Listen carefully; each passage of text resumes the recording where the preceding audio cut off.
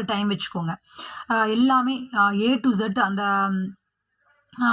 5ல வந்து 3 எழுதுங்க, 4ல 2 எழுதுங்க அப்படின்னு இருக்கும் இல்லையா?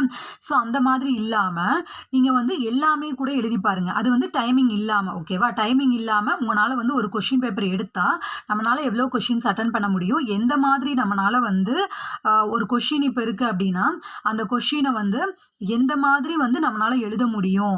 அப்படின்றது சப்போஸ் இப்ப நீங்க வேற ஒரு கொஸ்டின் அட்டெண்ட் பண்றீங்க. இன்னொரு கொஸ்டின் உங்களுக்கு 2ண்ட் கொஸ்டின் உங்களுக்கு தெரியும். பட் 3ர்ட் கொஸ்டின் இப்ப நீங்க வந்து டைமிங் செட் பண்ணி எழுதிட்டு இருக்கீங்க அப்படிங்கும்போது, அந்த 2ண்ட் கொஸ்டின் நம்மளால வந்து எந்த அளவுக்கு சீக்கிரமா எழுத முடியும்? எந்த அளவுக்கு நம்மனால வந்து படிச்சத வந்து அவுட்புட் குடுக்க முடியும் அப்படிங்கும்போது, நீங்க ஃபர்ஸ்ட்டு வந்து ஒரு கொஸ்டின் பேப்பர் எடுத்துட்டு அத வந்து டைமிங் செட் பண்ணாம, எல்லா கொஸ்டினுமே உங்களுக்கு என்னென்ன கொஸ்டின் தெரியுமோ, அது எல்லாமே அட்டெண்ட் பண்ணுங்க.